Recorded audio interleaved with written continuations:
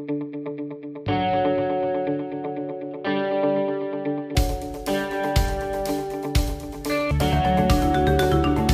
Friends, welcome to entertainment by Sliving channel. ఒక్క ఓవర్‌లో 3 వికెట్లు తీయడమే గొప్ప. మరి అదే ఒక్క ఓవర్‌లో 6 వికెట్లు తీస్తే అది ఖచ్చితంగా అద్భుతమే. తాజాగా ఆస్ట్రేలియా క్లబ్ క్రికెటర్ ఒక్క ఓవర్‌లోనే 6 వికెట్లు తీసి అదుర్స్ అనిపించాడు.